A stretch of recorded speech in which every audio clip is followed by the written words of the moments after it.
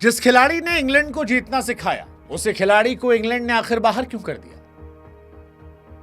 यह कहानी Kevin Pietersen की है और यह सवाल कि क्या केविन पीटरसन का गुनाह सिर्फ इतना था कि वो इंग्लैंड के उस टाइम के टाइम अहेड बल्लेबाज थे, या ये कि वो सिस्टम से बड़े बन गए थे, या ये कि वो लापरवाह थे, बेपरवाह थे, गजब का टैलेंट होने के बावजूद।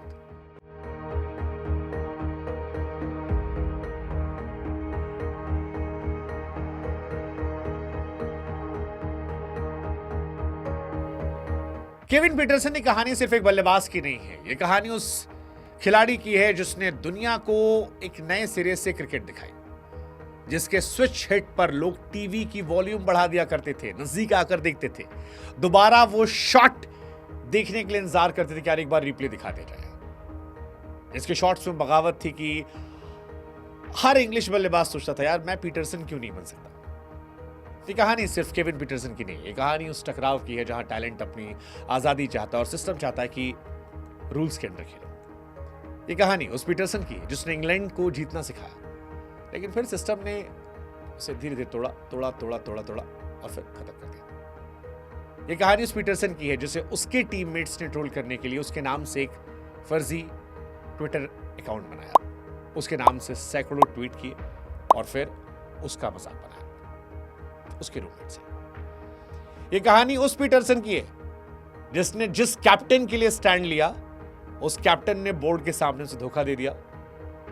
वो कैप्टन अपने आप में एक महान बल्लेबाज है, बहुत बड़ा बल्लेबाज इंग्लैंड का, लेकिन पीटरसन का वो करियर खा गया। उसके नाम के आगे सर भी लगता है, अगर आप गेस कर पाए तो। सर, हाँ,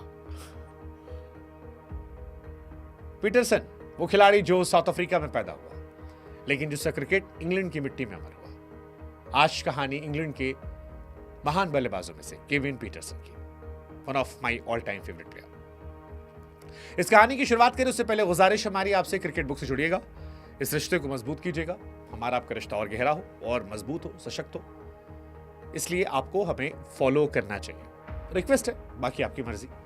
आप में से बहुत सारे लोग नहीं करते, कई बार लोग वीडियो देख लेते हैं, हमें लगता है अगर देख ही रहे हो तो फॉलो भी कर दो यार। क्रिकेट हमारा आपका रिश्ता, दोनों की मोहब्बत है, कॉमन मोहब्बत है, तो रिश्ता मजबूत रहेगा, मजा आएगा। अब पीटरसन की शुरुआत करते हैं। पीटरसन ने इंग्लैंड के लिए 104 टेस्ट मैच खेले, 136 वनडे मैच खेले, 37 टी20 मैच खेले।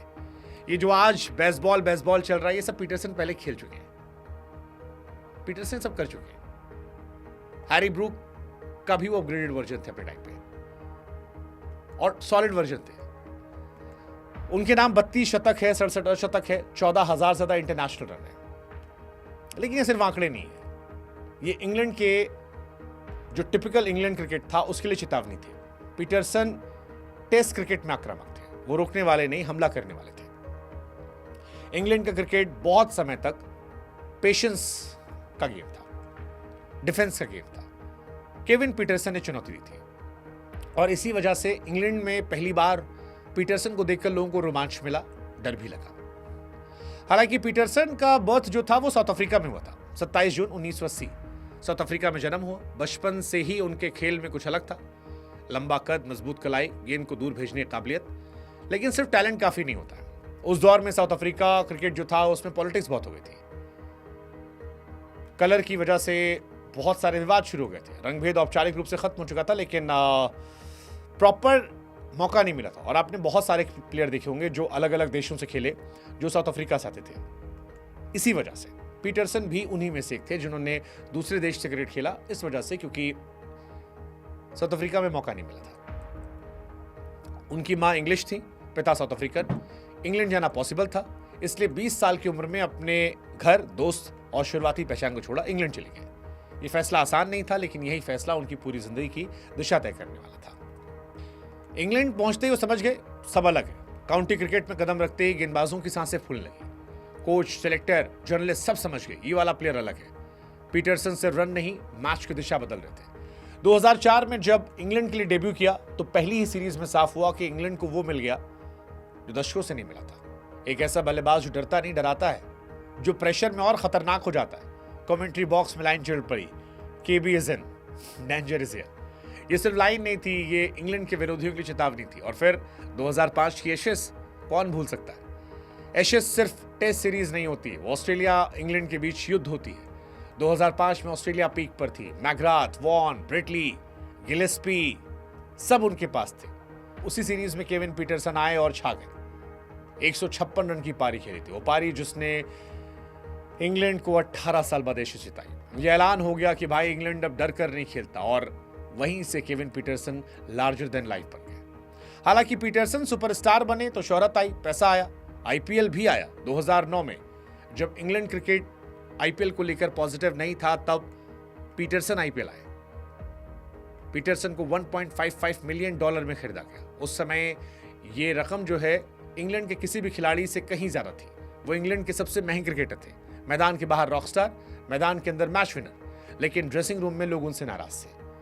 माइकल वॉन ने बाद में माना भी कि कई खिलाड़ी केपी की पॉपुलैरिटी और जल्दी मिली सफलता से जलने लगे थे। इंग्लैंड का सिस्टम हमेशा से मानता है टीम से बड़ा कोई नहीं, लेकिन पीटरसन की मौजूदगी इसे क्वेश्चन कर रही थी। फिर आया 2010-11 का अगेन एशेज। इंग्लैंड ऑस्ट्रेलिया में एशेज जीत चुका था, टेस्ट रैंकिंग में नंबर 1। ये इंग्लैंड का गोल्डन पीरियड था, लेकिन किसी को अंदाजा नहीं था कि यहीं से सब गड़बड़ हो जाएगा, और हुआ। 2012 में साउथ अफ्रीका इंग्लैंड के दौरे पर था, 3 टेस्ट मैच, नंबर 1 रैंकिंग थी। इसी बीच सोशल मीडिया पर एक अकाउंट आया, fake Twitter account, KP genius. शुरुआत में मजाक माना गया, लेकिन जब आरोप लगे कि इसके पीछे इंग्लैंड के खिलाड़ी हैं, तो मामला गंभीर हो गया। पीटरसन को लेकर बार बार ट्वीट आने लगे। वो ट्वीट जो परेशान करने वाले थे, उन्हें अलग थलग महसूस करा रहे थे। और असली धमाका तब हुआ जब यह खबर आई केविन पीटरसन ने टेस्ट सीरीज के दौरान साउथ अफ्रीकी खिलाड़ियों को टेक्स्ट भेजे। एंड्रू स्ट्रॉस को लेकर टेक्स्ट थे। क्रिकेट में भरोसा सबसे बड़ी चीज होती है, और यहां उसी पर सवाल खड़ा किया, क्या एक खिलाड़ी अपनी ही टीम के कप्तान पर विरोधी से चर्चा कर सकता? पीटरसन ने रन बनाए, 149 रनों की शानदार पारी खेली। डेल स्टेन, मॉर्कल उनके सामने बेबस दिखे, लेकिन इसके बावजूद उन्हें ड्रॉप कर दिया गया।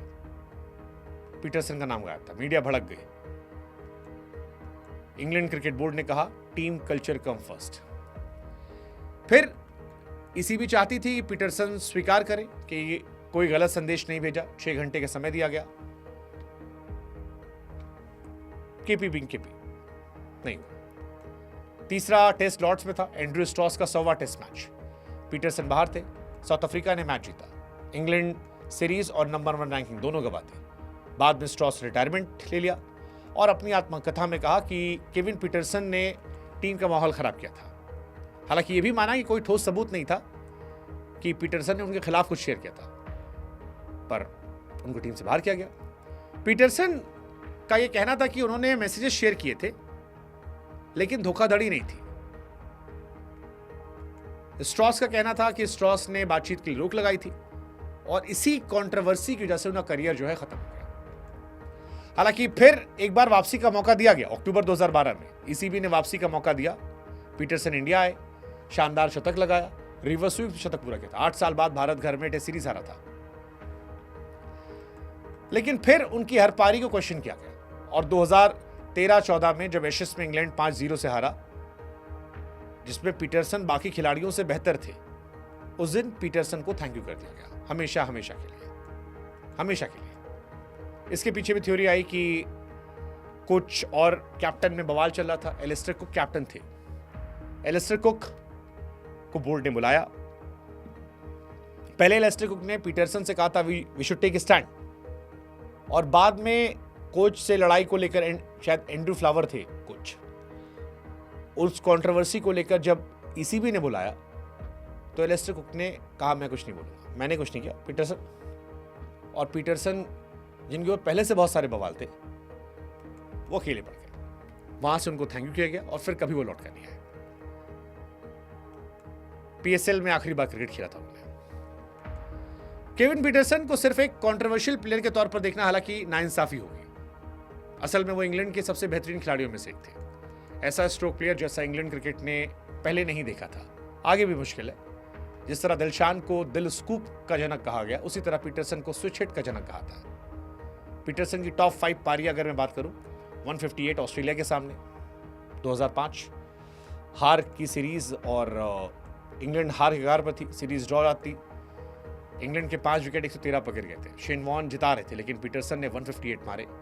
16 साल बाद एशेज जीती गई। कमाल था। फिर ऑस्ट्रेलिया के सामने 156, मैकग्राथ, वॉन, ली, यहां भी जबरदस्त पारी थी। 186 इंडिया के सामने। पीटरसन इसे वन ऑफ द बेस्ट मानते हैं क्योंकि गर्मी, उमस, पुजारा ने अच्छी बैटिंग की थी, एलिस्टर कुक और पीटरसन ने जबरदस्त खेला था। ये भी कहते हैं कि इस पारी पर उन्हें गर्व है। साउथ अफ्रीका के सामने जिस सीरीज में बवाल हुआ था 149, टेक्स्ट मैसेज वाला विवाद, पूरा इंग्लैंड क्रिकेट 2 हिस्सों में था। इसी माहौल में डेल स्टेन, मॉकल, फिलिंडर, जैक कैलिस सबकी पिटाई की थी। जहां कोई नहीं चलता था वहां पीटरसन चलते थे। और ऑस्ट्रेलिया के सामने 2006 में पर्थ वाली पारी भी ग्राहम थोप की जगह दी गई थी। अजीब हेयर स्टाइल वाला लड़का आया और 227 रन मार दिए। कमाल का मैच था। केविन पीटरसन रन मशीन थे। वो इंग्लैंड क्रिकेट की सोच को चुनौती देने वाले खिलाड़ी थे, विवादित, टकराव वाले, लेकिन जब क्रीज पर आते तो क्रिकेट एक शो बन जाता, ब्यूटी क्रिकेट की दिखाई पड़ती। इंग्लैंड उन्हें संभाल नहीं पाया, लेकिन दुनिया उन्हें भूल नहीं पाई। उन्हें हटाया इसलिए गया क्योंकि ज्यादा आजाद थे, सिस्टम से बड़े दिखने लगे थे। इंग्लैंड ऐसा नहीं चाहता। केपी सवाल थे, विद्रोह थे, शोमैन थे। इंग्लैंड को जिताया, लेकिन इंग्लैंड साथ निभा नहीं पाया। हालांकि आज भी क्रिकेट फैंस की दुनिया में लाइन चलती है कि टैलेंट उन्हें टॉप पर ले गया, लेकिन पॉलिटिक्स जमीन पर ले आई। और इतनी कहानी केविन पीटरसन की। वो खेले भी टैलेंट की वजह से, बाहर भी टैलेंट की वजह से। टू मच ऑफ टैलेंट हालांकि सिर्फ अकेला काम नहीं करता, उसका डिसिप्लिन भी चाहिए होता है, एरोगेंस नहीं चाहिए होता है। कई इसे बेबाकी मानते हैं, कई ये मानते हैं कि सिस्टम हमेशा बड़ा होता है, खिलाड़ी आते आते रहते हैं, खिलाड़ी सिस्टम से बड़े नहीं हो सकते। पीटरसन खुद को सिस्टम से बड़ा समझ रहे थे। क्या सच, क्या फसाना, अब तो पीटरसन पर पुरानी कहानी का हिस्सा, लेकिन इतना जरूर सच है, पीटरसन इंग्लैंड को और सर्व कर सकते थे, वर्ल्ड क्रिकेट को और एंटरटेन कर सकते थे, और खेल सकते थे, और रिकॉर्ड बना सकते थे। पर जितना था काफी था। यही पीटरसन की कहानी है। Thank you.